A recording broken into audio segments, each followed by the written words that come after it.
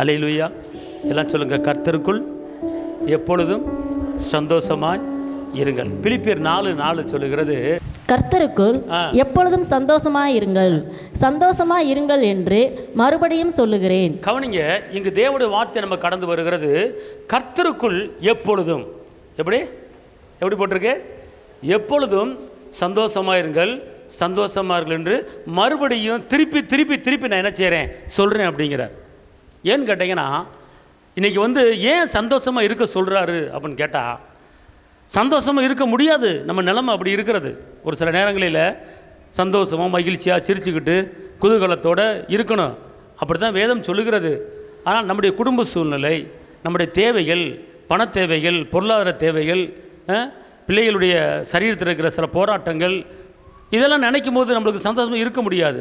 ஆனால் இங்கு கர்த்தருடைய வார்த்தை சொல்லுகிறது, கர்த்தருக்குள் நீங்கள் எப்பொழுதும் சந்தோஷமாக இருங்கள், சந்தோஷமாக இருங்கள் என்று சொல்லப்பட்டிருக்கிறது. இப்போ சந்தோஷமாக இருக்கும்போது நமக்கு நிறைய பலன்கள் இருக்கிறது, நிறைய ஆசீர்வாதம் இருக்கிறது. வேதம் சொல்லுகிறது, மன மகிழ்ச்சி நல்ல ஔஷதம். அதாவது நீங்கள் மன மகிழ்ச்சியாக இருந்தீங்கன்னா சுகம் உங்களை தேடி வரும். ஔஷதம் என்பது சுகம். அதுதான் கர்த்தர் சொல்கிறாரு, சந்தோஷமாக இருங்க. நீங்கள் எப்போ பார்த்தாலும் துக்கப்பட்டுக்கிட்டு, எப்போ பார்த்தாலும் வேதனைப்பட்டுக்கிட்டு இருக்கும்போது உங்களுடைய துக்கம் உங்களுக்கு என்ன செய்யுது தெரியுமா? நீங்கள் ஒரு காரியத்தை குறித்து துக்கப்பட்டீங்கன்னா, ஒரு காரியத்தை குறித்து வேதனைப்பட்டீங்கன்னா, அந்த துக்கத்து மூலமாக உங்களுக்கு அற்புதம் அதிசயம் எதுவுமே நடக்காது. துக்கத்து மூலமாக நடக்கிற ஒரே ஒரு காரியம், துக்கத்து மூலமாக நடக்கிற ஒரே ஒரு காரியம், துக்கத்து மூலமாக நடக்கிற ஒரே ஒரு காரியம், மன துக்கத்தினாலே ஆவி முறிந்து போகும். அதாவது இந்த நம்மகிட்ட இருக்கிற இந்த பிரசன்னம், இந்த ஆவி என்ன செஞ்சிருமா, அது முறிக்கப்பட்டு விடுமா. எப்போது முறிக்கப்படும் என்று கேட்டால், எப்போது நீங்கள் துக்கப்படுகிறீங்க, எப்போது நீங்கள் கவலைப்படுறீங்க, எப்போது நீங்கள் வேதனைப்படுறீங்க, அந்த நேரத்தில் ஆவி முறிக்கப்படும். ஆனால் சந்தோஷமாக இருக்கும்போது சுகத்தின் வல்லமை உங்களை ஆளுகை செய்யும். அதனால தான் பவுலடிகளார் சொல்கிறாரு, பிலிப்பியருக்கு எழுதுகிறாரு, கர்த்தருக்குள் நீங்கள் என்ன செய்யுங்க, எப்பொழுதும் சந்தோஷமாக இருங்கள் என்று சொல்லப்பட்டிருக்கிறது. அன்பார்ந்தவர்களே, நம்மளை அழைச்சவர், நம்மளை தெரிந்து கொண்டவர், பிறந்திருந்து இது வரைக்கும் நம்ம நடத்தியிருக்கிறார். இன்னும் வரும் நாட்களிலும் நடத்துவார், ஏந்துவார், தாங்குவார், தப்புவிப்பார். ஒரு குறையுமே இல்லை. எப்படி பிறந்தோம், எப்படி வளர்ந்தோம், எப்படி படித்தோம், எப்படி கல்யாணம் முடித்தோம், எப்படி பிள்ளைகளை பெற்றோம் என்பது ஒன்றுமே புரியல. கர்த்தர் ஆட்டோமேட்டிக்காக நம்மளை என்ன செய்கிறாரு, நடத்திக்கிட்டு வர்றார். ஒரு குறை இல்லாமல் நடத்திட்டு வர்றார். அப்போ நீங்கள் கவலைப்படுவதனால உங்கள் சரீரத்தை ஒரு மூலம் கூட்ட முடியுமா, குறைக்க முடியுமா? அதனால தான் சொல்கிறார், கர்த்தர் எப்போ பார்த்தா என்ன செய்யுங்க, கர்த்தருக்குள்ளே சந்தோஷமாக இருங்க அப்படின்னு சொல்லப்பட்டிருக்கிறது. இந்த சந்தோஷமாக இருக்கும்போது நம்மளுக்கு பலவீனம் வராது, மற்றபடி வேறு எந்த ஒரு தாக்கமும் என்ன செய்யாது, வராது. அதனால் சந்தோஷத்தை நீங்கள் என்ன செய்யுங்க, வர வைத்துக் கொள்ளுங்கள். உங்கள் ஆவி, உங்கள் ஆத்துமா எப்போ பார்த்தாலும் சந்தோஷத்தை நிரம்ப வேண்டும். 2 கொரிந்தியர் 13:11. கடைசியாக சகோதரரே, சந்தோஷமாக இருங்கள், நற்சீர் பொருந்துங்கள், ஆறுதல் அடையுங்கள், ஏக சிந்தையாக இருங்கள், சமாதானமாக இருங்கள். அப்பொழுது அன்புக்கும் சமாதானத்திற்கும் காரணராகிய தேவன் உங்களோடு கூட இருப்பார். அவரோடு கூட யாருங்க? கர்த்தர் உங்கள் கூட இருக்கிறேங்கிறார். ஏசப்பா உங்கள் கூட இருக்கிறேங்கிறார். அவர் உங்கள் கூட இருந்தார்னா ஏதாவது பசி, பட்டினி, பஞ்சம் வருமா? ஏசப்பாவோட சீசர்கள் 3 வருஷம் இருந்தாங்க, 3 வருஷம் கூட இருந்தாங்க. நேரம் நல்லா திருப்தியாக சாப்பிட்டாங்க, ஒரு குறை இல்லாமல் என்ன செஞ்சாங்க, இருந்தாங்க. ஏசப்பா கடலில் நடக்கிறத பார்த்தாங்க, 5 அப்ப 2 மீன் பெருகு பண்ணதை பார்த்தாங்க, அற்புதங்களாய் பார்த்துக்கிட்டு இருக்கிறாங்க. பச்சை தண்ணியை ரசமாக மாற்றினார், அற்புதம்.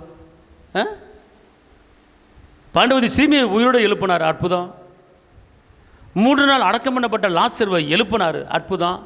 இளம் வாலிபனை பாடையில் தூக்கிட்டு போகும்போது உயிரோடு எழுப்பினார், அற்புதம். இவ்வளோ பெரிய அற்புதங்களோடு தான் என்ன செய்கிறாங்க, சீசர் நடந்தாங்க. வறுமையோ, துக்கமோ, கஷ்டமோ, நெருக்கமோ எதுவுமே இல்லை. ஏசப்பா கூட இருக்கும்போது வெறும் அவர்கள் பார்க்குற காரியங்கள், கேட்குற காரியங்கள் எல்லாமே அற்புதங்கள், அதிசயங்கள் தான் நடந்துக்கிட்டு இருக்கு. காரணம், அவர் கூட இருக்கிறார். இயேசு கூட அவங்க நினைச்சாங்க இருக்கிறாங்க. அப்போ இயேசு கூட நம்ம கூட இருந்தாருன்னா, சீசர்கள் கூட இயேசு இருந்தார், இயேசு கூட சீசர்கள் இருந்தாங்க. அவர்கள் வெறும் அற்புதங்களாகவே பார்த்துக்கிட்டு இருக்கிறாங்க. மனாந்தரத்தில் 5 2 மணி பெருக பண்ணார், பார்த்தாங்க. இப்படி அற்புதங்கள் அதிசயங்களை பார்த்துக்கிட்டே இருந்தாங்க அவர் கூட இருந்தனால. இன்றைக்கி உங்களையும் என்னையும் பார்த்து சொல்கிறாரு, நான் உங்கள் கூட இருக்க விரும்புகிறேன். நான் உங்கள் கூட இருந்தேன்னா, உங்கள் குடும்பத்தில் உங்கள் பிள்ளைகளோட உங்களோட நான் இருந்தேன்னா நீங்கள் செய்கிற வேலையில் தோல்வி வராது. உங்கள் பிள்ளைய படிக்கும்போது நல்ல ஞானமாக இருப்பாங்க, வறுமை வராது, கஷ்டம் வராது, குறைகள் இருந்தாலும் அதை நிறைவாக மாற்றுவார். செங்கடலை பிளந்தவர், யோர்தானை கடக்க பண்ணவர், கசப்பான தண்ணீரை மதுரமாக மாற்றினவர், கடலில் படகுல போகும்போது சூறாவளி காற்று வந்தபோது இறையாதே அமையலை என்று அதட்டினவர், எவ்வளோ பெரிய பிரச்சனை வந்தாலும் எவ்வளோ பெரிய போராட்டம் வந்தாலும் எல்லாத்தையும் ஆஃப் பண்ணிவிட்டு அமைதியாக குடும்பம் வாழ்க்கையை நடத்துவதற்கு உதவி செய்கிறவர், புயல் காற்று வந்தாலும் போராட்டங்கள் வந்தாலும் அதை அமைதிப்படுத்தக்கூடிய கர்த்தர் நம்ம கூட இருக்கிறார். அப்போ அவர் சொல்கிறாரு, நான் உங்கள் கூட இருக்க வேண்டும் என்றால், நான் உங்கள் கூட இருக்க வேண்டும் என்றால், இங்கே வசனம் சொல்கிறது கர்த்தராகிய தேவன் உங்களோடு கூட இருப்பார். அப்போ அவர் இருக்கிறதுக்கு நம்ம என்ன செய்யணும்னு சொல்லப்பட்டிருக்கிறது. ஒன்று, சந்தோஷமாக இருங்கள். எப்படி போட்டிருக்கு? சந்தோஷமாக இருங்கள். இங்கே சொல்லுங்கள், நான் சந்தோஷமாக இருப்பேன். நல்லா சொல்லுங்கள், நான் சந்தோஷமாக இருப்பேன். வீட்டுக்கு போனேன்னா மூஞ்சியை தொங்க போட மாட்டேன். வீட்டுக்கு போனேன்னா ஒருத்தருக்கு ஒருத்தர் சிரித்து பேசிக்கிட்டு இருப்போம். நான் எப்போதுமே மனமகிழ்ச்சியாய் இருப்பேன். அல்லேலூயா. சந்தோஷமாக இருக்கணும். ரெண்டாவது, நற்சீர் பொருந்துங்கள். நல்ல காரியங்களை நீங்கள் என்ன செய்யுங்க, நன்மையான காரியங்களை செய்யுங்க, அற்புதங்களை செய்யுங்க, அதிசயங்களை செய்யுங்க, அன்பு பாராட்டுங்க. இதான் நற்சீர் என்ன செய்யுங்க, பொருந்துங்கள். அடுத்து, ஆறுதல் அடையுங்கள். என்ன செய்யணுமா? ஆறுதல் அடையணும். அப்போ நான் கவலைப்படாத, இந்த வாட்டி ஃபெயில் ஆகிட்டியா, கவலைப்படாத, அடுத்த வாட்டி பாஸ் ஆயிடுவேன். ஒரு ஆறுதல். பணப்பிரச்சனையா, கவலைப்படாத, ஏசப்பா அற்புதம் பண்ணுவார், அதிசயம் பண்ணுவார். ஒரு ஆறுதல். அப்போ நீங்கள் ஆறுதல் அடையணும். ஆறுதல் வார்த்தையை பேசணும். அவிவிசுவாசன வார்த்தைகளை பேசக்கூடாது. ஆறுதல் அடையணும். ஆறுதல் அடைஞ்சு ஆறுதல் இல்லாதவர்களுக்கு ஆறுதல் படுத்த வேண்டும். ஆறுதல் அடையணும். அப்புறம் என்ன போட்டிருக்கு? ஏக சிந்தையாக இருங்கள். என்ன செய்யணுமா? ஏக சிந்தையாருங்களா? ஒரு ஃப்ரீயாக மைண்டை என்ன செய்யுங்க, அப்படி ஃப்ரீயாக வச்சுருங்க. எதை பற்றி என்ன செய்ய, ஏக சிந்தை. எல்லாம் கர்த்தர் இருக்கார், அவர் பார்த்துக்குவார். அவர் ஏகமான ஒரு சிந்தையில் நீங்கள் என்ன செய்யணும், இருக்கணும். அடுத்து என்ன போட்டிருக்கு? சமாதானமாக இருங்கள். என்ன செய்யணும்? குடும்பத்தில் வர்ற ஆள்கிட்ட, போகிற ஆள்கிட்ட, சபைக்கு வர்ற ஆள்கிட்ட எல்லாத்துட்டையும் என்ன செய்யணுமா? சந்தோஷமாக இருங்கள். அப்படி சந்தோஷமாக நீங்கள் இருந்தீங்கன்னா, சமாதானமாக இருந்தீங்கன்னா, நான் உங்களோடு கூட இருக்கிறேன். அல்லேலூயா. அவர் கூட இருக்கிறதுக்கு சொல்லப்பட்ட காரியத்தை நல்லா கவனிங்க. இயேசு உங்கள் கூட இருக்கணும்னா சந்தோஷமாக இருங்கள், சமாதானமாக இருங்கள், ஏக சிந்தையாக இருங்கள், ஆறுதல் அடையுங்கள். இப்படிப்பட்ட காரியத்தில் நம்ம ஈடுபடும் போது கர்த்தர் சொல்கிறாரு, உங்கள் கூட என்ன செய்வேன், இருப்பேன் அப்படிங்கிற. அதுக்கு தான் சந்தோஷமாக இருக்கணும். அடுத்து, உங்கள் வாழ்க்கையில் நம்ம வாழ்க்கையில் துக்கம் வராமல் இருக்காது. துக்கம் வராமல் இருக்காது. துக்கம் வராமல் இருக்கிறதுக்கு யோவான் 16:20-21. மெய்யாகவே நான் உங்களுக்கு சொல்லுகிறேன், நீங்கள் அழுது புலம்புவீர்கள், உலகமோ சந்தோஷப்படும். நீங்கள் சந்தோஷமாக மாறும். ஸ்திரீயானவளுக்கு பிரசவ காலம் வந்திருக்கும் போது அவள் துக்கம் அடைகிறாள். பிள்ளை பெற்றவுடனே ஒரு மனுஷன் உலகத்தில் பிறந்தான் என்கிற சந்தோஷத்தினால் அப்புறம் உபத்திரவத்தை நினையாள். ஸ்திரீயானவளுக்கு பிரசவ காலம் வந்திருக்கும் போது ஆடுமா, குதிக்குமா, பாடுமா, சந்தோஷமா இருக்குமா? டாக்டர் சொல்கிறார், 2 நாளாக குழந்தைய பார்க்க போகிறேன். எத்தனை நாளில்? 2 நாளாக குழந்தைய பார்க்க போகிறேன். அப்போ 2 நாளாக குழந்தைய பார்க்க போகிற அந்த அம்மா எப்படி இருக்கும்? தாய்மார்களுக்கு தெரியும். ஒன்று மருமக அல்லது மக வீட்டில் இருந்தால், நாளை கழித்து குழந்தைய பார்க்க போகிற, நாளை கழித்து ஆஸ்பத்திரி போகிற அப்படின்னு சொல்கிறாங்க. சொல்லும்போது அந்த அம்மா என்ன செய்யும்? கை எங்கே போகும்? கை எங்கே போகும்? என்னைய பாருங்கள், கை என்ன செய்யும்? இங்கே போகும். இதில் சும்மா இருக்க மாட்டாமல் ஒரு சில பேர் என்ன பண்ணுவாங்க, என்னடி எத்தனை மாதம் ஆச்சு, அன்னு 1 வாரத்தில் குழந்தைய பார்க்க போகிறேன், பார்த்து இரு, எங்கள் வீடு பக்கத்து வீட்டில் இப்படி தான் ஆச்சு, இந்த மாதிரி ஆகி போச்சு, அதனால் ஜாக்கிரதையா இரு, பார்த்துரு, இது திங்காத, அதை சாப்பிடாத, அவனை பார்க்காத அப்படிலாம் சொல்லி சில பேர் என்ன பண்ணுவாங்கன்னா அவிவிசுவாசன வார்த்தைகள் என்ன செய்வாங்க, பேசுவாங்க.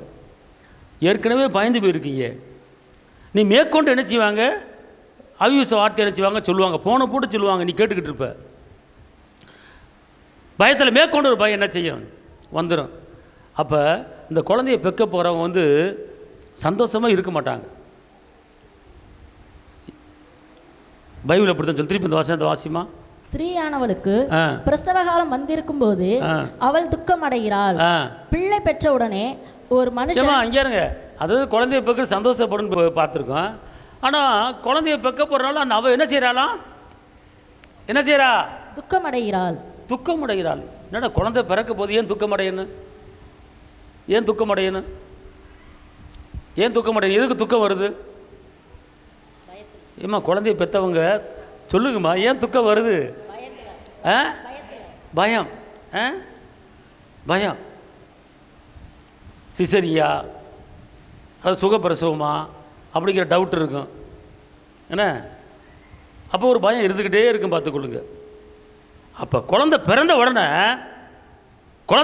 உடனே அந்த அம்மாவுக்கு இருந்த துக்கம் எங்கே போச்சு, எங்கே போச்சு? எப்படி போட்டிருக்கு பைபிளில்? உபத்திரவத்தை நினையாள், உபத்திரத்தை நினையாள். குழந்தை பிறறதுக்கு முன்னால் பயந்தா, துக்கம் அடைஞ்சா, ஐயோ உபத்திரம் சொன்னா. ஆனால் குழந்தைய பெற்ற பிற்பாடு அந்த குழந்தைய பார்த்த உடனே அவள் என்ன செய்கிறா? குழந்தை பெக்கிற தாய்மார்கள் என்ன பண்ணுவாங்க, குழந்தை பக்கத்தில் போட்டிருப்பாங்க, அப்படியே பக்கத்துலேருந்து பார்க்கும். அந்த தாய் பார்க்கும்போது 2 கண்ணை பார்க்கும், காதை பார்க்கும், வாயை பார்க்கும், கையை பார்க்கும், கையை தொட்டு பார்க்கும், காலை தொட்டு பார்க்கும், தலையை தொட்டு பார்க்கும், அப்படியே தடவை கொடுக்கும், கையை இப்படி தூக்கி காட்டும், அப்படியே பார்த்துட்டு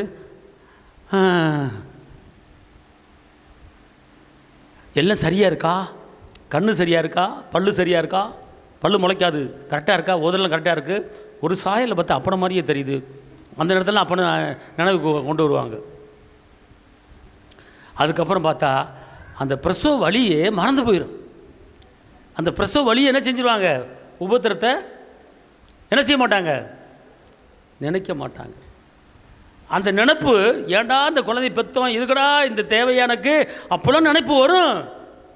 ஆனால் குழந்தை பெற்று அந்த குழந்தைய பார்த்த உடனே அந்த நினைப்பு எங்கே போச்சுன்னே தெரியாது, மறைஞ்சிடும். புரியலையா? அதே போல தான் நம்ம வாழ்க்கையில், குடும்பத்தில் ஏதாவது ஒரு சோதனை, ஏதாவது ஒரு வேதனை, பிள்ளைகள் மூலமாக ஒரு சோதனை, புருஷன் மூலமாக ஒரு சோதனை, ஏதாவது ஒரு சோதனை வரும்.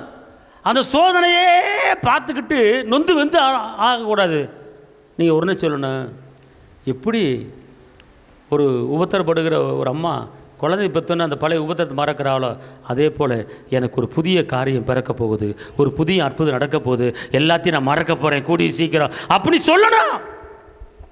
அப்படித்தானே போட்டிருக்கு. ஏம்மா ஒரு குடும்பத்தில் ஒரு சோதனையோ, ஒரு வேதனையோ, ஒரு கவலையோ, ஒரு நெருக்கமோ நிலச்சி இருக்காது. 10 மாதம்தான் குழந்தைய பெற்றெடுத்துடலாம். புரியுதா உங்களுக்கு? அதே போல் தான் எந்த பிரச்சனை வந்தாலும் சரி, கடன் பிரச்சனையாக இருக்கலாம், மற்ற எந்த போராட்டமாக இருந்தாலும் சரி, அது கண்டிப்பாக என்ன செய்யும், மாறும். புதிய காரியம் கண்டிப்பாக கர்த்தர் என்ன செய்வார். ஆமென் சொல்லுங்க. அல்லேலூயா. எரேமியா 31:13. அப்பொழுது கன்னிகைகளும் வாலிபரும் முதியாரும் கூட ஆனந்த களிப்பாய் மகிழ்வார்கள். நான் அவர்கள் துக்கத்தை சந்தோஷமாக மாற்றி அவர்களை தேற்றி அவர்கள் சஞ்சலம் நீங்க அவர்களை சந்தோஷப்படுத்துவேன். அல்லேலூயா. அவர் சொல்கிறாரு, நான் உனக்கு சந்தோஷத்தை கொடுக்கறதுக்கு, உன் சஞ்சலத்தை மாற்றுறதுக்கு நீ என்ன செய்ய, முதல்ல நீ சந்தோஷமாக இரு. நீ சந்தோஷமாக என்ன செய்ய, இரு. நீ சந்தோஷமாக இருந்தேன்னா நான் உனக்கு சந்தோஷத்தை கொடுப்பேன். மாறாக உன் வாழ்க்கையில் துக்கமே வராத அளவுக்கு சஞ்சலத்தை என்ன செய்வேன், நீக்கி போடுவேங்கிறார். சந்தோஷம் என்ன செய்வார், நீக்கி போடுவேங்கிறார். அதுதான் கர்த்தர் சொல்கிற ஒரு காரியம்.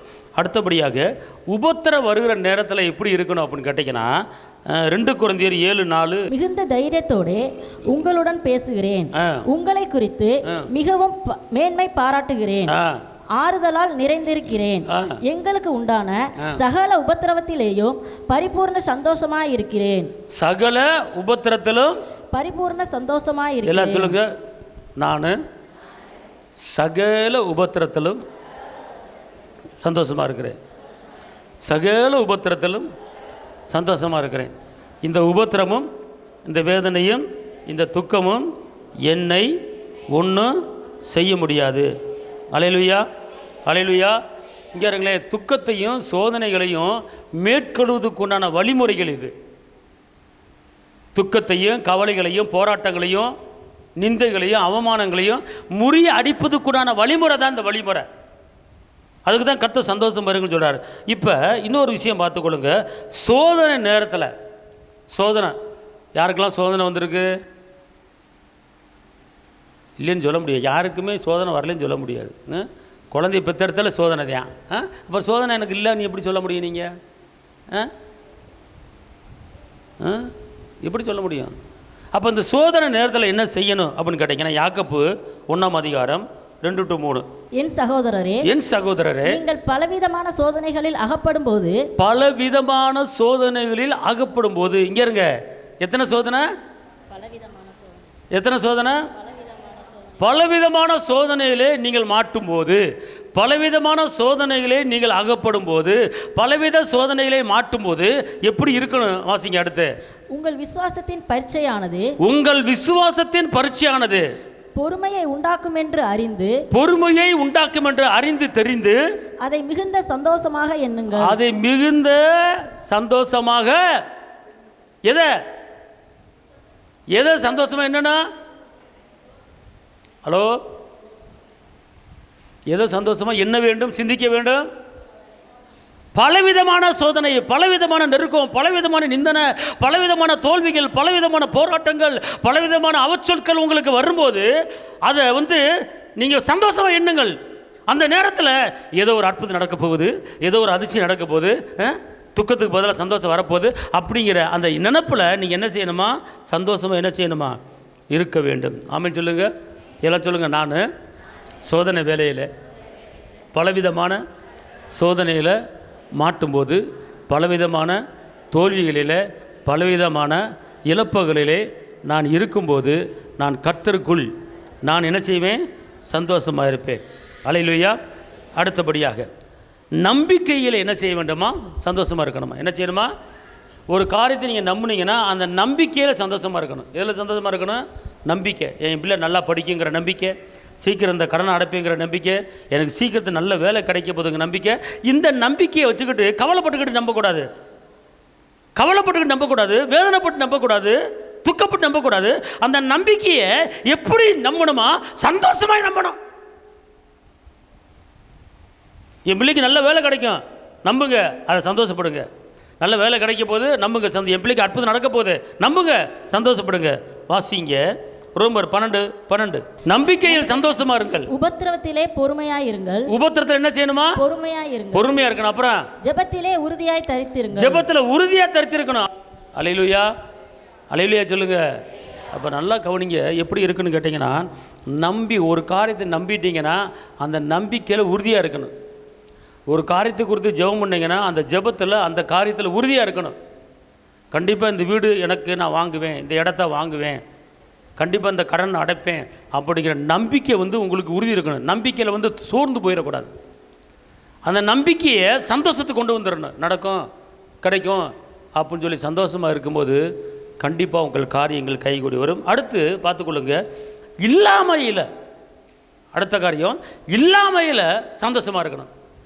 உங்கள்கிட்ட ஒரு சில காரியங்கள் இருக்காது, ஆனால் இல்லாத வேலையில் எப்படி இருக்குன்னு கேட்டிங்கன்னா சந்தோஷமாக இருக்கணும். ஆபகம் 3:17-18. அத்திமரம் துளிர்விடாமல் போனாலும், திராட்சை செடிகளில் பழம் உண்டாகாமல் போனாலும், ஒலிவ மரத்தின் பலன் அற்று போனாலும், வயல்கள் தானியத்தை விளைவியாமற் போனாலும், கிடையில் ஆட்டு மந்தைகள் முதலற்று போனாலும், தொழுவத்திலே மாடுகள் இல்லாமல் போனாலும், நான் கர்த்தருக்குள் மகிழ்ச்சியாய் இருப்பேன், என் ரட்சிப்பின் தேவனுக்குள் களி கூறுவேன். அல்லேலூயா, எல்லாம் சொல்லுங்க. நான் ரட்சிப்பின் தேவனுக்குள் களி கூறுவேன். அப்புறம் என்ன அர்த்தம்னு கேட்டால், அத்திமரம் பலன் கொடுக்கல, ஆட்டு மந்தையில் ஆடு இல்லை, தொழுவம் இல்லை, எதை பற்றி என்ன செய்யாத, கவலைப்படாத, எதை பற்றி நினைக்காத. கர்த்தருக்குள்ளே என்ன செய்யணும்? எப்போதும் நாட்டில் தேசத்தில் எத்தனையோ காரியங்கள் நடக்குது, எத்தனையோ போராட்டம் வருது. அதை குறித்து என்ன செய்யாத, நீ கவலைப்படாத. பக்கத்து வீட்டில் பல சம்பவங்கள் நடக்கலாம், ஏற்று வீட்டில் பல சம்பவங்கள் நடக்கலாம். அதை குறித்து என்ன செய்யாத, நீ கவலைப்படாத. நீ கர்த்தருக்குள் எப்பொழுது என்ன செய்? சந்தோஷமாக இருக்கணும். ஆமென் சொல்லுங்கள், எல்லாம் சொல்லுங்கள். நான் சந்தோஷமாக இருப்பேன், துக்கத்தில் சந்தோஷமாக இருப்பேன், உபத்திரத்தில் சந்தோஷமாக இருப்பேன், பலவீனத்திலே சந்தோஷமாக இருப்பேன். 2 கொரிந்தியர் 12:9. அதற்கு அவர், என் கிருபை உனக்கு போதும், பலவீனத்திலே என் பலம் பூரணமாய் விளங்கும் என்றார். அல்லேலூயா. பலவீனத்திலே உனக்கு இருக்கிற இந்த பலவீனம் அது நிலையாக இருக்காது. அந்த பலவீனத்துக்கு மேலே என்னுடைய வல்லமை, என்னுடைய பலன், என்னுடைய சுகம் பூர்ணமாக நிறைஞ்சிருக்கிறது. அதனால் அந்த பலவீனத்தை குறித்து என்ன செய்யாத, நீ பெருசாக என்னாத. இப்போ என்ன வசனம் சொல்லுது, அதை என்ன செய்ய? சந்தோஷமாக பாரு. இதில் ஏதோ ஒரு காரியம் உனக்கு நடக்க போகுது. திருப்பி இந்த வசனத்தை சொல்லுங்கள். அதற்கு அவர், என் கிருபை உனக்கு போதும், பலவீனத்திலே என் பலம் பூரணமாய் விளங்கும் என்றார். ஆகையால் கிறிஸ்துவின் வல்லமை என்மேல் தங்கும்படி என் பலவீனங்களை குறித்து நான் மிகவும் சந்தோஷமாய் மேன்மை பாராட்டுவேன். இப்போ என்ன செய்யணும்? ஏன் இந்த பலவீனம் வந்துச்சு, எதுக்கு இந்த பலவீனம் வந்துச்சு அப்படின்னு சொல்லாமல், இந்த பலவீனத்தின் நிமித்தமாக கர்த்தர் எனக்கு ஒரு பெரிய காரியத்தை செய்ய போகிறார். இப்போ கால் வலினா என்ன, முட்டு வலினா என்ன, தலைவலினா என்ன, இடுப்பு வலினா என்ன, குறுக்கு வலினா என்ன அப்படின்னு தெரிஞ்சால் தான் இந்த மாதிரி பலவீனம் உள்ளவங்களுக்கு நீங்கள் ஜெபிக்க முடியும். இப்போ நான் ஒரு தடவை அந்த கொரோனாவில் ஹாஸ்பிட்டல் படுத்து கிடக்கும்போது, எவ்வளோ லட்சங்கள் செலவு பண்ணி படுத்து கிடக்கும்போது, ஆண்டவரே எனக்கு ஏன் இந்த பலவீனம், ஏன் இதை அனுமதிச்சிங்க, இதுக்கு என்ன காரணம் அப்படின்னு கேட்கும்போது அவர் சொல்கிறாரு, பலவீனம்னா என்னன்னு தெரியாமல் இத்தனை காலம் இருந்த, ஆனால் இப்போ மரண போராட்டம் என்னன்னு தெரியாமல் இத்தனை காலம் இருந்த. எத்தனை பேர் மரண அவஸ்தையில் வாழ்ந்துக்கிட்டு இருக்காங்க, எத்தனை பேர் பலவீனத்தில் வாழ்ந்துக்கிட்டு இருக்காங்க, எத்தனை பேர் படுத்த படுக்கையாக இருக்கிறாங்க.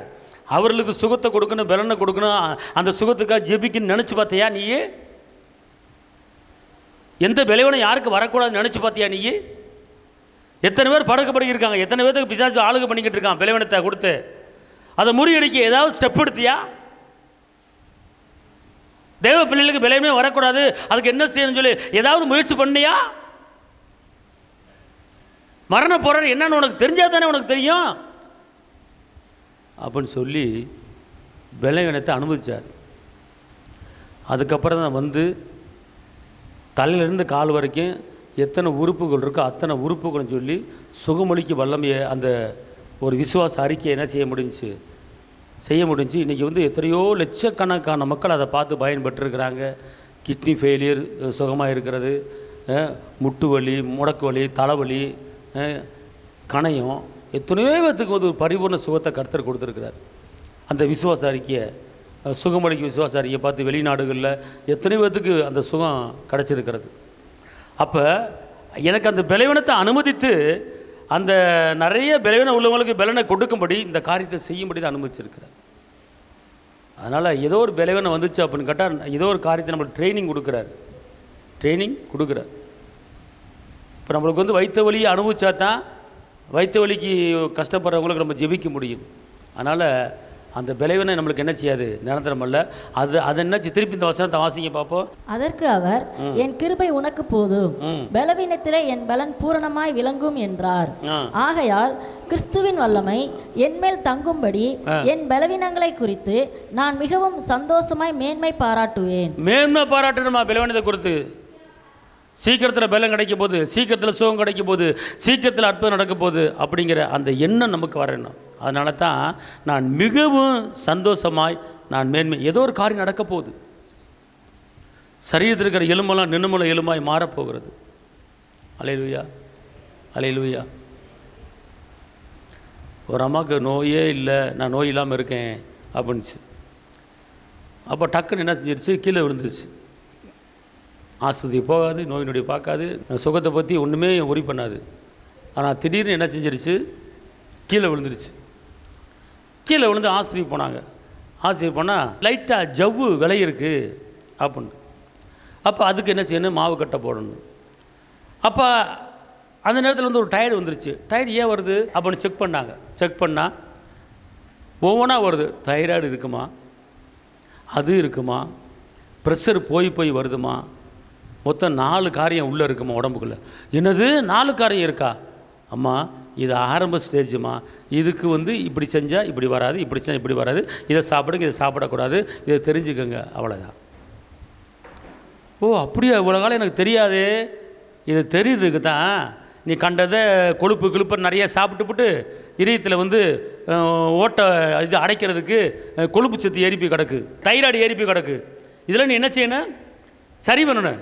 ஆனால் எல்லாமே ஆரம்ப ஸ்டேஜ் தான். முத்தில் ஆரம்ப ஸ்டேஜில் கர்த்தர் உன்னை கீழே விழ வச்சு இப்படி வருது, கண்டது தின்னுக்கிட்டு இருக்க.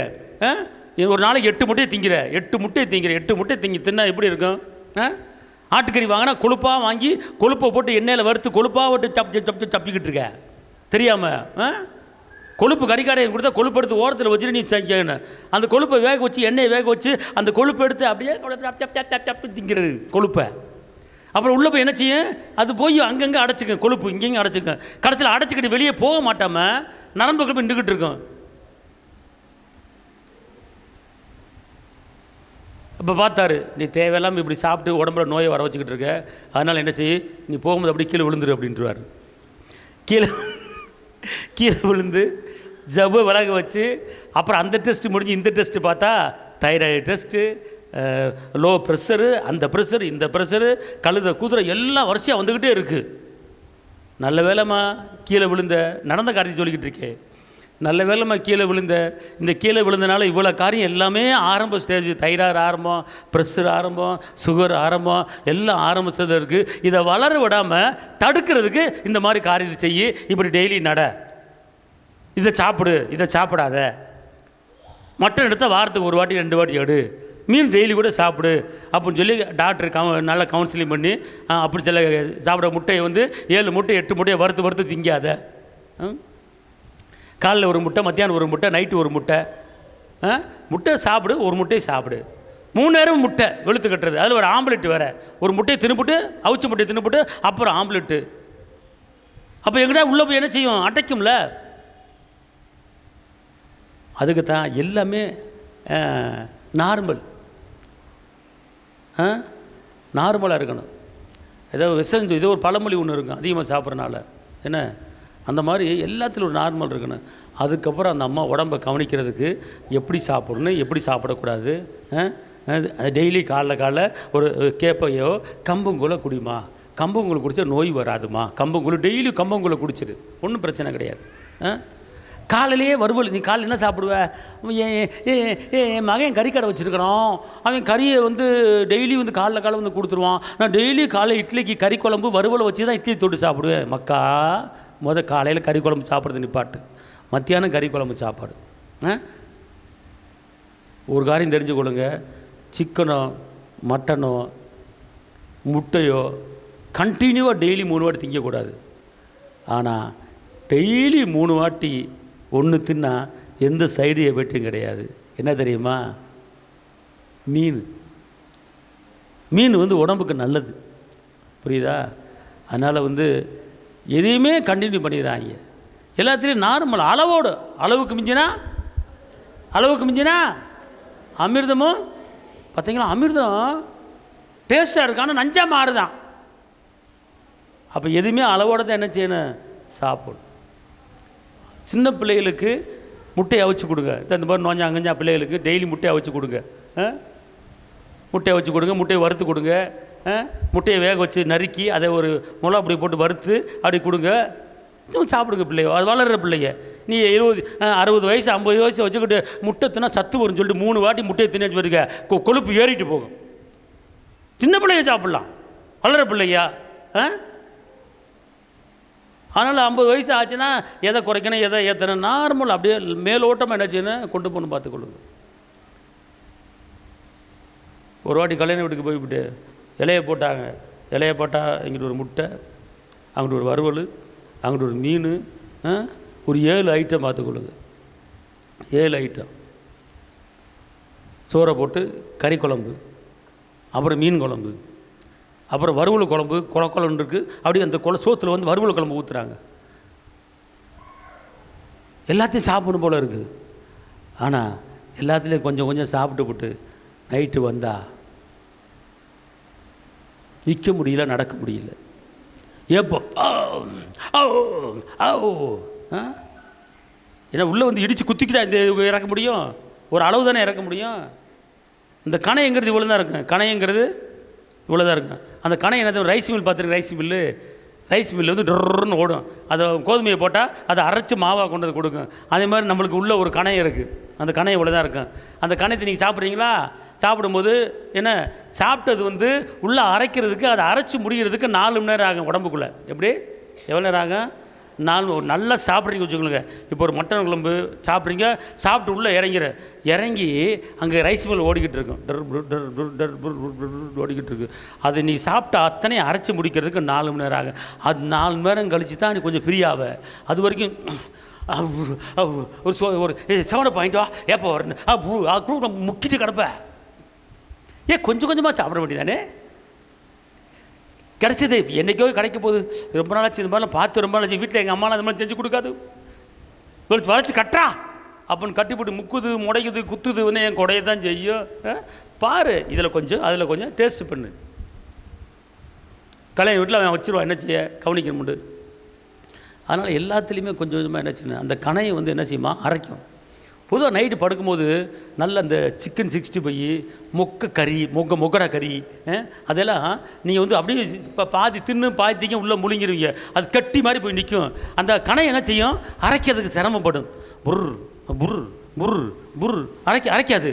அது என்ன செய்யும், மாவு அதுக்கு ரொம்ப டைம் பிடிக்கும்போது அது அப்படியே ஸ்பீடாக அந்த மிஷின் என்ன செய்யும், மிஷினுக்கு ஆயில் ஊற்றணும். இதை நைட்டு ஒரு 2 இட்லியை சாப்பிட்டுட்டு படுத்து பாருங்கள், கணையம் அப்படியே லேசாக அரைச்சி விட்டுரும் கணையம். நீ நைட்டு வந்து நல்லா சிக்கன் 65 கடிச்சு நல்லா மிண்டு மெல்லாமல் உள்ளே இறக்கிட்டேன்னு வச்சுக்கவேன், கணையம் என்ன செய்யும், திணறும் புர் புர். அப்போ இங்கிட்டு பார்த்தா இங்கே வயிற்ற வலி, இங்கிட்டு பார்த்தா வயிற்றால நைட்டு தூங்க முடியாது. 12 மணிக்கு எதிர்ச்சிடுவேன். அதனால் வயசானவங்க, 45 வயசானவங்க, 40 வயசுக்கு மேலானவங்க லிமிட்டாக என்ன செய்யுங்க, சாப்பிடுங்க. கணையத்தை என்ன செய்யுங்க, அந்த மிஷினை வந்து ரொம்ப ஹார்டாக ஒர்க் பண்ண வைக்காதீங்க, லேசாக ஒர்க் பண்ண வைங்க, நோயே வராது. ஆமீன் சொல்லுங்கள். அல்லேலூயா அல்லேலூயா. இது எதுக்கு சொன்னேன்னு எனக்கே தெரியல. விளைவினம். அப்போ இந்த விளைவினம் வர்றதுக்கெலாம் சில காரணங்கள் நமக்கு இருக்கிறது. ஆமீன் சொல்லுங்கள். அதனால் நீங்கள் என்ன செய்யுங்க, கர்த்தருக்குள்ளே எப்பொழுது என்ன செய்யுங்க, சந்தோஷமாக இருங்க. 2வது, இப்போ வீட்டில் சாப்பாடு போடுறீங்க, இங்கே இருங்க இல்லை என்னை பாருங்கள். வீட்டில் அம்மா சாப்பாடு போடுது, வீட்டுக்காரர் பக்கத்தில் உட்காந்துருக்காரு, தட்டில் சோறு போட்டாங்க. இப்படி சாப்பிடும்போது நாளைக்கு சீட்டு கட்டணும், என்ன சரின்னு தெரில, தண்ணியை கொண்டா அந்த கூட்டை எடுத்து வை. நாளைக்கு அவன் தர்றேன்னு சொன்னால் தர்றான்னு என்னன்னு தெரியல, நீ கேட்டியாம்மா, தெரியலங்க, நாளைக்கு எப்படி கட்ட போகிறேன்னு தெரியலையம்மா அப்படின்னு வந்தது போனது இதெல்லாம் சாப்பிடும்போது ஒன்றுமே புரியலம்மா, வந்துருமாம்மா அப்படின்னு கேட்ப, தெரியலங்க, வந்துருமாம்மா, உள்ளே இறக்கிடுவேன். வராதா, உள்ளே இறக்கிடுவேன். என்ன செய்ய போகிறேன் குழப்பமாக இருக்குது. ஒரு வாய் வப்ப சோறு டக்குன்னு என்னன்னு ஒன்றும் புரியல அப்படின்னா அது உள்ளே போங்க. நீ சோறையும் உள்ளே இறக்குவ, கூட்டையும் உள்ளே இறக்குவ, அதோட உன் பிரச்சனையும் உள்ளே இறக்குவ. அப்போ என்ன செய்யும், அது என்ன செய்யுது, உள்ளே வேகாது. ஹலோ, சாப்பிடும்போது என்ன செய்யணும், சந்தோஷமாயிருங்க, எப்பொழுதும் சந்தோஷமாயிருங்க, என்னதான் நேர்ந்தாலும் சோர்ந்து போகாதீங்க, என்னதான் நேர்ந்தாலும் சோர்ந்து போகாதீங்க, உங்களை அழைச்ச தேவன் உங்களோடு இருக்கிறார். சாப்பிடும்போது தயவுசெய்து வீட்டில் ஒரு புருஷன்காரன் சாப்பிட்றானா, வேலைக்கு போய் சாப்பாடு போகிறான்னா அந்த இடத்துல பக்கத்தில் உட்காந்துக்கிட்டு நல்ல வார்த்தையை மனைவிமார்கள் பேசணும். புருஷன் பக்கத்தில் உட்காந்துக்கிட்டு, ஏங்க நாளைக்கு வீட்டு வாடகை கொடுக்கணும், சரி, ஏங்க நாளைக்கு லோனு கட்டணும், சரி, அதை சாப்பிட்டு போட்டு 6 முறை உட்காந்து கொஞ்சம் ஃப்ரீயாக கொஞ்சம் அரைச்ச பிற்பாடு அது ஃப்ரீயாக அந்த மாதிரி விஷயத்தெல்லாம் காதில் என்ன செய்யணும், போடணும். சாப்பிட்டுக்கிட்டு இருக்கும் போதே சீட்டு கட்டணும், லோனு கட்டணும், வீட்டு வாடகை கொடுக்கணும், அவனுக்கு கொடுக்கணும், இவனுக்கு கொடுக்கணும், எல்லாத்தையும் கொடுக்கணும். உள்ளே இறக்கிப்பட்டு அவன் சாப்பிடும்போது ஆமாம் ஒன்றுமே புரியல, அந்த சாப்பாடு தங்காது. நீ சாப்பிட்ற சாப்பாடு தங்காது. எது எந்த நேரத்தில் சொல்லணுமோ அந்த நேரத்தில் சொல்லணும். நீ உட்காந்துக்கிட்டு பக்கத்தில் உட்காந்துக்கிட்டு குழம்பு ஊற்றிக்கிட்டு, ஏங்க நாளைக்கு எப்போங்க வருவீங்க, குழம்பு ஒரு கரண்டி ஊற்றுறது, அவன் வாய் வைப்பேன், நாளைக்கு ஒன்றுமே புரியலைங்க, நாளைக்கு வந்து நான் லோன்காரன் வந்துடுவான். இந்த மாதிரி தேவையில்லாத அவிசம் இருக்கத்தான் செய்யும். அதெல்லாம் ஆறாமற கொஞ்சம் சந்தோஷமாக இதுக்கு அப்படி செய்யுமா இப்படி செய்யுமா அப்படின்னு சொல்லி நார்மலாக பேசணும். சாப்பிடும்போது சந்தோஷமாக என்ன செய்யணும் சொல்லுங்கள். நான் சாப்பிடும்போது சந்தோஷமாக சாப்பிடுவேன். சந்தோஷத்தை உள்ளே கொண்டு வரணும். ஒரு வாய் வாயில் வைக்கிறது பிரச்சனை, ஒரு வாய் உள்ளே கொண்டு போகிறது. ஒரு வாயில் வைக்கிறது ஆஸ்பத்திரி சாயங்காலம் போகணுங்க, சீக்கிரம் வந்துடுவீங்களா, சாப்பிடும்போது எங்க அந்த மாத்திரை காலியாகி போச்சுங்க, அந்த வரும்போது அந்த மாத்திரை வாங்கிட்டு வந்துடுறீங்களா, எந்த மாத்திரை, அதாங்க அந்த இந்த மாத்திரை, அந்த முட்டு வலி மாத்திரை வரும்போது வாங்கிட்டு வந்துடுறீங்களாங்க, காசு இருக்காங்க. சாப்பிடும்போது போகும்போது மாத்திரை வாங்கிட்டா, கழுதை வாங்கிட்டா, குதிரை வாங்கிட்டு சொல்ல வேண்டியது, சாப்பிடும் மாத்திரை வாங்கிட்டு வா, அவனை பாரு இவனை பாரு, அதை கொடுக்கணும் இதை கொடுக்கணும், இந்த கத்திரிக்காயெல்லாம் பேசக்கூடாது. இல்லையா? நல்லா சாப்பிடுங்க. பிள்ளை சாப்பிடும்போது பீஸை கட்டணும் என்ன செய்யணும்னு தெரியல, இந்த பிள்ளை 10th போயிடுச்சு, பீஸு கட்டணும் என்ன செய்யணும் தெரியல, டீச்சர் கேட்பாங்களாடா பீஸுக்கு என்ன செய்யணும் தெரியலடா, அப்பா கஷ்டப்படுறேன்டா, ஒன்றும் புரியலடா அப்படின்னு பிள்ளை காசு ஓதக்கூடாது. பிள்ளைகளை சந்தோஷமாக வைக்கணும். பிள்ளைகளை எது பெத்த பிள்ளைகளை படிக்க வைக்கணும். அதுதானே தாய் வைப்பேன். அதுக்கிட்ட போய் பீஸு கட்ட வழி இல்லை என்ன செய்யணும் தெரியல அப்படின்னு பிள்ளைகள்ட்டெல்லாம் கஷ்டத்தை ஓதக்கூடாது. பிள்ளைகள்கிட்ட கஷ்டத்தை என்ன செய்யக்கூடாது, ஓதக்கூடாது, புலம்பக்கூடாது. பிள்ளைகிட்ட உன் புலம்பல் நீ தனியாக போகிறீங்க, புருஷனை முஞ்சாதையும் புலம்பிக்க, பிள்ளைகளை உட்கார வச்சுட்டு புலம்பாத, பிள்ளைகளை சந்தோஷப்படுத்து. இப்போவே புலம்பிட்டேன்னா அந்த பிள்ளை இறுதி என்ன செய்யும், கவலைக்கு கொண்டு வந்துடும். ஐயோ அம்மா கஷ்டப்படுறாங்க, அப்பா கஷ்டப்படுறாங்க, என்ன செய்யணும் தெரியலையே, அப்போவே கவலை கொண்டு வந்துடும். அப்போ நோய் வந்துடும். சின்ன பையன் உள்ளத்தில் கவலை கொண்டு வராதிங்க. மன மகிழ்ச்சி, நல்ல சந்தோஷத்தை பிள்ளைகளை படிக்க வைங்க. நல்லா கத்துருவாங்க. அப்படிப்பட்ட வார்த்தைகளை பேசுங்க பிள்ளைகள்கிட்ட. வேதம் சொல்லுகிறது, நீ பிள்ளைகளுக்கு கருத்தாய் போதிக்கணும் போட்டிருக்கு. உபாகத்தில் பிள்ளைகளுக்கு கருத்தாய் போதிக்கணும். உட்காரும்போது, எந்திரிக்கும் போது, நடக்கும்போது இந்த வசனங்களை நீ கருத்தாய் பிள்ளைகளுக்கு போதிக்க வேண்டும். உபாகத்தில் சொல்லப்பட்டிருக்கிறது. நீ கருத்தாய் கஷ்டத்தை போதிக்கிற, கருத்தாய் வேதனையை போதிக்கிற, கருத்தாய் முடியலன்னு சொல்லிக்கிட்டு இருக்க. இதெல்லாம் கருத்தாய் நீ போதிக்கக்கூடாது. பிள்ளைகளுக்கு நன்மைகளை போதிக்க வேண்டும். ஆமென் சொல்லுங்க. அல்லேலூயா, அல்லேலூயா. நான் டெய்லி இப்படி தானே பேசிக்கிட்டு இருக்கேன் அப்படிங்கிறீங்களா? இல்லை அப்படிலாம் இனிமேல் பேசினா இது வரைக்கும் போட்டு இனிமேல் விடைச்சாதீங்க, அப்படி பேசாதீங்க. சாப்பிடும்போது நீங்கள் சாப்பிடும்போது எப்படி சாப்பாடு உள்ளே இறங்குதோ நீங்கள் பேசுகிற வார்த்தை உள்ளே இறங்கும். இதை நல்லா புரிஞ்சு கொள்ளுங்க. சந்தோஷமாக சாப்பிடுங்க, கவலை இல்லாமல் சாப்பிடுங்க. நீங்கள் ஒரு வாய் வாய்ச்சிட்டு தேவையில்லா வார்த்தை, அவிவிசா வார்த்தை பேசும்போது அது உள்ளே இறங்க 1008 பிரச்சனை இருக்க தான் செய்யும். அதை சமாளிக்கிறது கர்த்தர் பலனை கொடுப்பார், தேவைகளை சந்திப்பார். சோதனை ஆபிரகாமுக்கு வரலையா, யாக்கோபு வரலையா, ஈசாக்கு வரலையா, எல்லாம் வந்துச்சுல, சமாளித்தாங்களே, முடிச்சாங்களே. யோபுக்கு வரலையா, வந்துச்சுல, முடிச்சாங்களே. அதே போல் நம்மளுக்கும் கர்த்தர் எல்லாத்தையும் முடிப்பார். யெகோவா ஈரே எல்லாம் இருக்கார். நம்ம வழி எப்படி நடக்கணும் அப்படி கற்றுக் கொடுக்குறார். எல்லாம் அப்படி எந்திரிச்சு நிற்போம். எந்திரிங்க. திஷி காப்பா துட்டா பாலாக ரபாலாது நம்ம துட்டிக்கா நம்ம துஷந்தனமா. நம்பிக்கையிலே சந்தோஷமாக இருங்க. ஒரு காரியத்தை நீங்கள் நம்பிட்டீங்கன்னா அந்த காரியத்தில் என்ன செய்யுங்க, நம்பிக்கை விட்டுருங்க. ஆமென் சொல்லுங்க. நம்பிக்கையினால் நீ வாழ்வு பெறுவாய், நண்பனே நீ பயப்படாதே. நம்பிக்கையினால் நீ வாழ்வு பெறுவாய், நண்பனே நீ பயப்படாதே. பயம் வேண்டாம், திகில் வேண்டாம், படைத்தவர் உன்னை நடத்தி செல்வா. பயம் வேண்டாம், திகில் வேண்டாம், படைத்தவர். நம்பிக்கையினால் நீ வாழ்வு பெறுவாய், நண்பனே நீ பயப்படாதே. அதிசய கல்வார் சிலுவையிலே அனைத்தையும் செய்து, ஆமென், அதிசய கல்வாரி அனைத்தையும் செய்து முடித்து விட்டார். தழும்புகளால் நீ சுகமானாய், தயவினால் மறுபடி தழும்புகளால் நீ. பய வேண்டாம், திகில் வேண்டாம், படைச்சவர் உன்னை நடத்தி செல்வா. பயம் வேண்டாம், திகில் வேண்டாம், படைச்சவர் உன்னை நடத்தி செல்வா. நம்பிக்கையினால் நீ வாழ்வு பெறுவாய், நண்பனே நீ பயப்படாதே. தகப்பனே இயேசுவே, நன்றியோடு துதிக்கிறேன், சோத்தரிக்கிறேன். வந்திருக்கிற ஒவ்வொரு தேவ பிள்ளைகளை ஆஸ்வதிங்க தகப்பனே. கர்த்தரை அறிகிற அறிவிலே தேவ பிள்ளைகள் வளரும்படி, வாழ்ந்திருக்க முடியும், உயர்ந்திருக்க முடியும், செழித்திருக்க முடியும், பெருபடி கிருபைதாங்க. இரத்த கோட்டைகளை மறைத்துக்கொள்ள ஆஸ்வதிங்க. இயேசுவின் நாமத்தில் பிதாவே, ஆமென்.